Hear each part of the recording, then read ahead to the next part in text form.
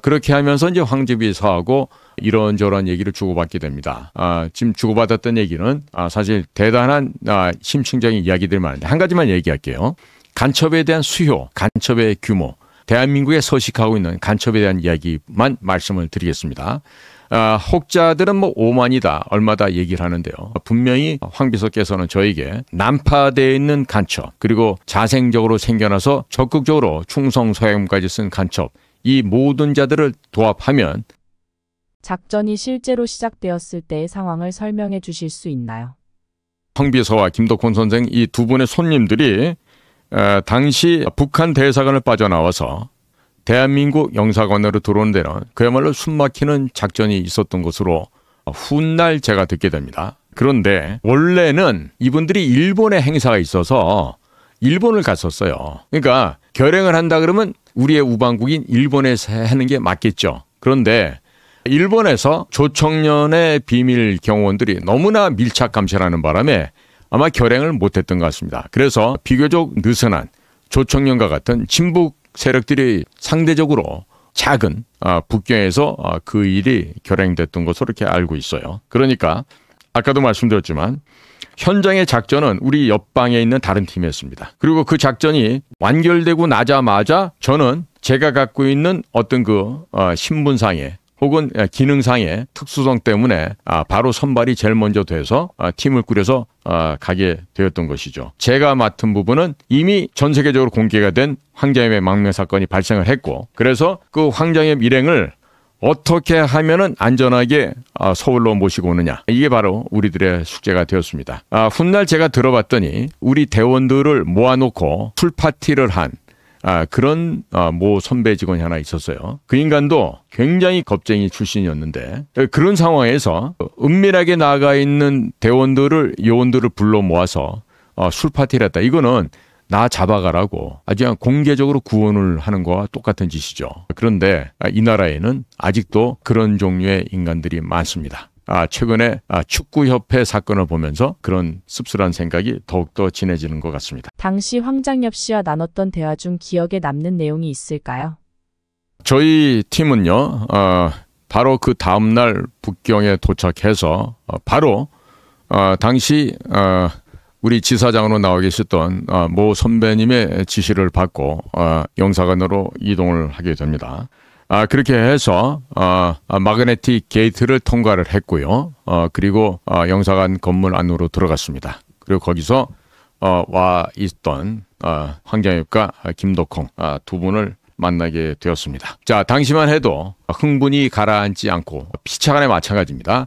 아드레날린이 아마 진짜 급속도로 폭증하는 그런 타임이었다고 생각을 하는데요.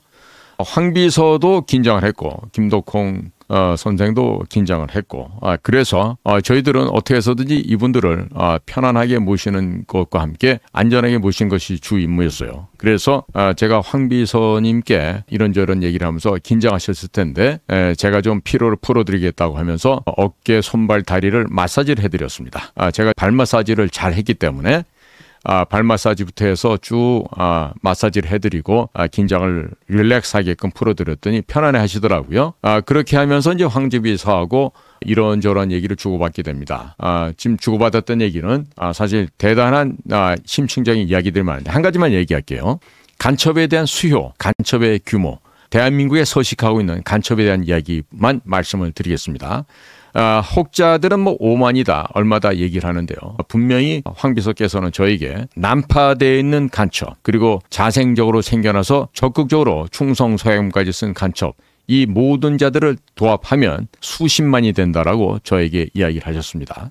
그 이야기는 다음과 같은 대화 후에 이어졌는데 저더러 이렇게 얘기합니다. 제 성씨도 모르시니까 젊은 양반, 우리 그 북반부 조선민주주의인민공화국 이 공화국을 어떻게 생각하시오? 라고 물으시더라고요.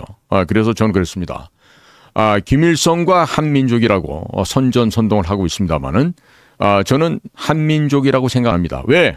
그 앞에는 김일성이라고 하는 단어가 생략이 있기 때문에 저는 한민족이란 말에 동의하지 않습니다. 그리고 북한이라고 하는 저 조직, 짐승보다 못한 저 조직은 절대적인 무력의 격차로 인해서, 즉 대한민국의 무력이 극성하여서 도무지 대한민국에 저항했다가는 죽을 수밖에 없겠구나, 이런 두려움과 공포에 질리도록 해야만 북조선과 정상적인 대화를 할 수 있습니다. 이렇게 답변을 드렸습니다. 그랬더니 황 비서께서는 이렇게 젊은 양반이 그렇게나 우리 북을 정확하게 올바로 알고 계십니까? 참으로 놀랍소, 이런 말씀을 하셨습니다. 그렇게 하면서 이런 신뢰관계가 생긴 거죠, 순간적으로. 그러니까 혹시라도 제가 지금에 있는 종북 좌파 쓰레기들 모양 무슨 뭐 김대중이나 아니면 노무현처럼 뭐 어버이 수령을 찬양하고 위수김동, 위대한 수령 김일성 동지나 친지김동, 친애하는 지도자 김정일 동지, 이런 개소리를 했더라면 아마 황 비서는 제 앞에서 입을 닫으셨을 겁니다. 그러나 제가 북한 체제와 김일성 독재 정권에 대한 정확한 평가를 내리게 되자 황 비서는 안심을 하시고 저에게 마음의 문을 여셨던 것으로 기억을 합니다. 그러면서 간첩의 수요와 그 무리가 자그마치 수십만에 달하고 있다라는 이런 정말 극비 중의 극비상을 얘기해 줬죠. 그러나 이후에 우리 조직의 차장이나 부장젤에 있었던 사람들은 절대 그 얘기에 대해서 언급을 하지 않고 있음을 참고하시기 바랍니다. 당시 어떤 돌발 상황이 가장 기억에 남으시나요? 북경에 체류하고 있는 동안에 모두에도 말씀드렸다시피 등소평이가 죽습니다. 국가의 원로가 죽음으로 인해서 국장을 해야 돼요. 그러다 보니까 협상이 뭐고 다 스톱이 됩니다. 그러다 보니까 북쪽의 저격병들도 우리 산리톤에 위치하고 있던 대한민국 영사관으로 접근하기가 어렵게 되어졌어요.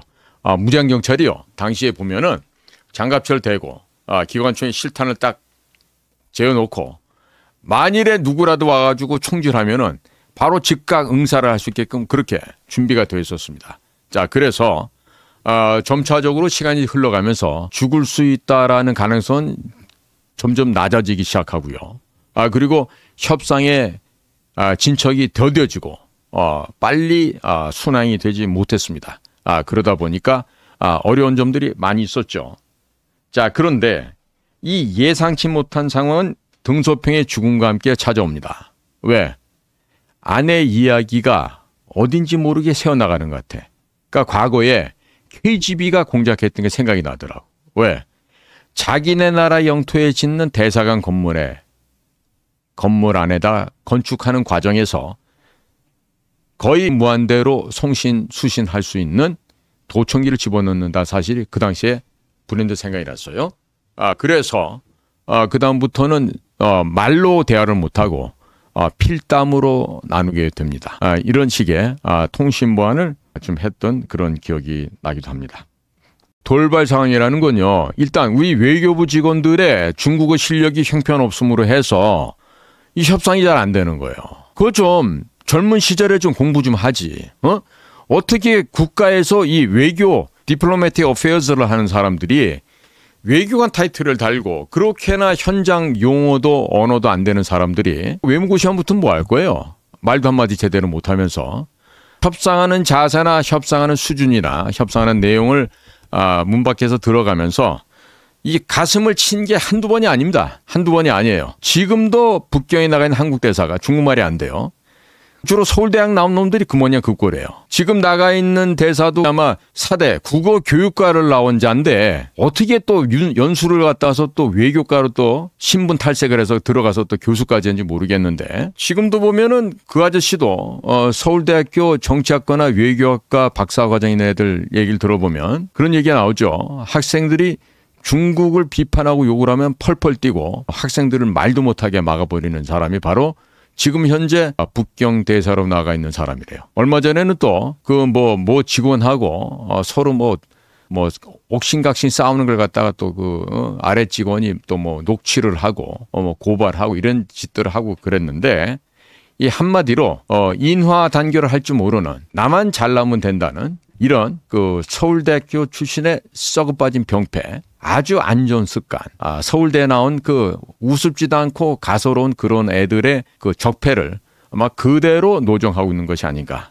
당시 이 황교안 씨가 망명했을 때도 그때 협상팀에 있었던 외교부 직원들 폼도 별 다르지 않습니다. 중국어가 잘 안 돼요. 제가 어떤 사람인지 말씀드렸죠. 모두에서. 그러니까 그 사람이 그 대사관 건물에서 며칠 지난 다음에 94년도 김영삼이 그 행사 준비하면서 얼마나 쪽팔렸겠어. 알고 봤더니 저를 검정색 레이방을 끼고 있었기 때문에 제가 이 총재비 경호실 직원인 줄 알았다는 거예요. 설마 저런 총재비가 중국말을 저렇게 잘할 거라고 생각 못했지. 근데 그 총재비는 총재비가 아니라 안전기획부 직원이었던 거지. 그리고 자기하고는 서울대학교 중어중문과 동문이었다는 거. 이제 학번 차이가 나니까 서로 몰랐던 거지만 저라면 쪽팔려서라도 그다음부터는 중국 근무를 안 했을 것 같은데 중국에 가서 대사를 7년이나 해요. 작전을 회고하며 마지막으로 전하실 이야기가 있으실까요? 손님 두 분을 살해하기 위한 저희 살해조가 400명, 500명이 북경에 왔다는 그런 보도가 있었습니다. 그리고 우리는 절대로 황 선생이나 김 선생 두 분의 신체에 어떤 위해가 가해서도 안 됩니다. 그러니까 위상이 된다 그러면 우리가 우리의 목숨을 버려야 되는 거죠. 왜? 황자엽과 김덕홍을 지키기 위해서는 우리 당시 안전기획부 요원들은 우리 목숨을 버려야 돼요. 그런데 그 총도 못 쏘고 보고서 요원이라고 따라붙은 그런 애들은 그걸 할 수 있겠어요? 그러니까 이런 애들은 앉기만 하면 불평불만하는 거지. 왜? 겁에 질려 있으니까. 그러니까 우리 요원으로서는 자격이 없는 애지 걔는. 그러다 보니까 현장에서도 그런 갈등 요인이 되고 겁쟁이 역할을 하고 왜? 죽음이 두렵거든. 죽음이. 그러나 우리 같은 정예 요원들은 죽어? 사나이 한 번 죽지 두 번 죽나? 창공에서 내 몸을 던져서 낙하훈련하고 공수훈련하고 할 때도 그까짓 게 뭐가 겁이 나요? 즐거움으로, 어뮤즈먼트로, 엔터테인먼트로 우리는 즐기고 훈련을 받는데 그러나 그것이 체질적으로 안 돼 있는 애들은 총도 못 쏘고 격투할 능력이 없으니까 겁을 먹고 겁쟁이 소리를 할 수밖에 없죠. 그러니까 만약에 제2의 황자엽 같은 사건이 벌어진다 그러면요.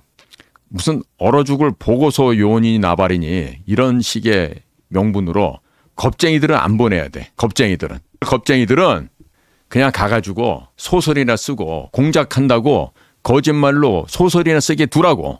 왜 그따위 것들을 갖다가 현장에 보내가지고 말이야. 물을 흐리게 하고. 그랬지만 결국에 나머지 우리 대원들이 합심해서 일치단결해서 우리가 무사히 황자엽 김덕홍 선생의 망명작전을 완수할 수 있었다는 점을 많은 세월이 흘렀지만 말씀을 제가 드리게 됩니다.